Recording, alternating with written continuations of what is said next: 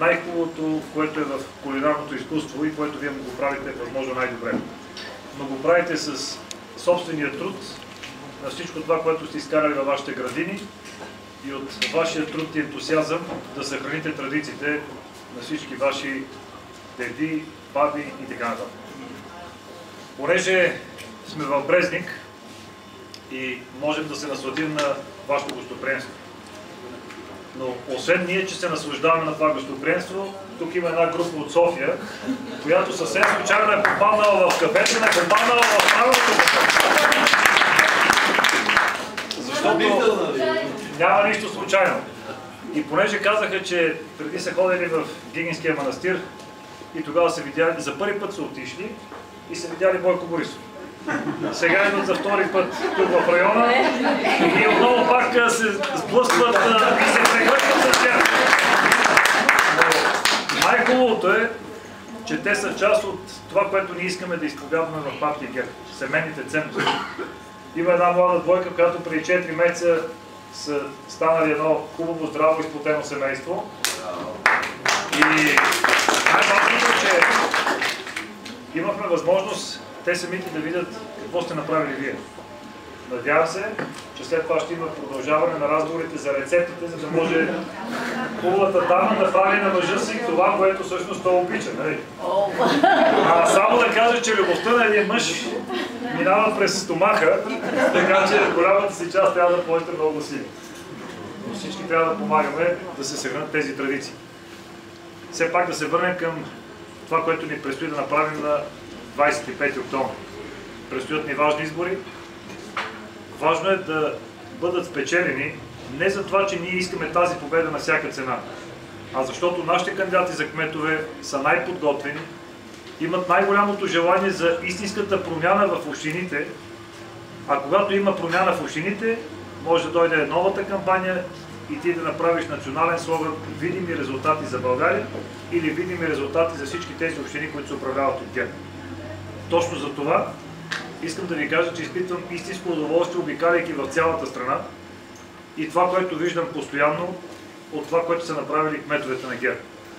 И това дори когато си говорихме само преди малко с, вече можем да кажем, приятелите от София, те казаха, че имат видими резултати и това, което се вижда, няма как да го отречеш.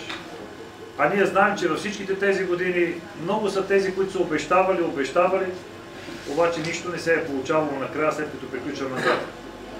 Искам да ви благодаря за подкрепата, която сте ни давали и продължавате да давате, но ви уверявам, че това е най-добрият път за България, а това е, че България се ползва с подкрепата на Европейската комисия и на Европейския съюз.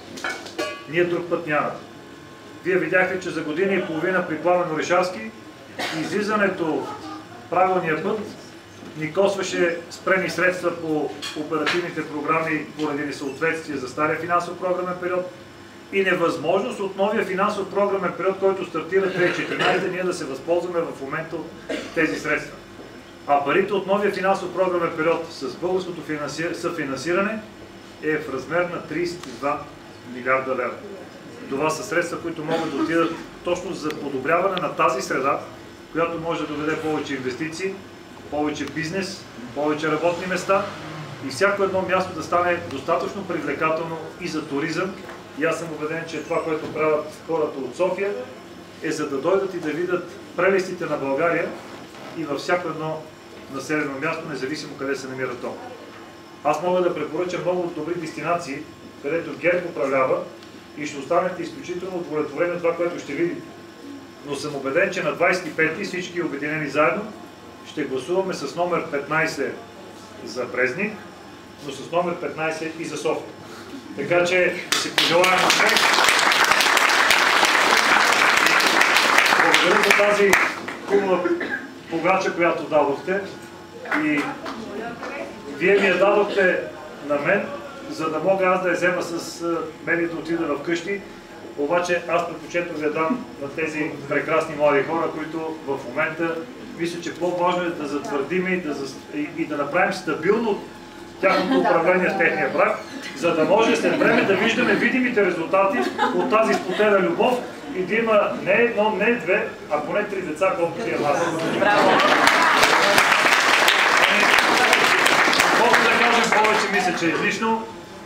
Да си пожелаем успех и да спечелим избор. Аз ви благодаря на всички, че дойдохте, че бяхте толкова старателни и изпълнихте молбата ми, за да покажем на господин Цветанов, че ние сме трудолюбиви в нашия регион, произвеждаме, правим и сме големи кулинари. Очаквам да гласувате за ГЕРБ на 25-ти. Имам волята, желанието и силите да променя много неща в града. Сега подробно няма да говорим за това, но благосъстоянието на този град трябва да се случи.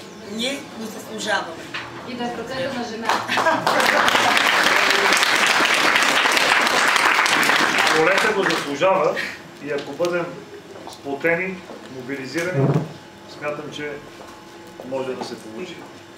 А по принцип, повярвайте, че жена, която управлява, резултатите са много по-видни.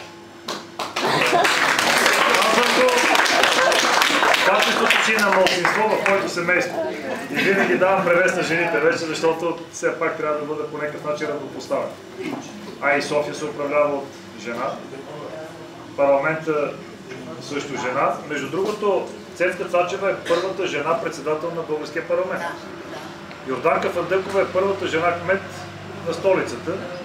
И смятам, че това е много ясен знак за уважението към българските жени и за техния потенциал. Благодаря ви.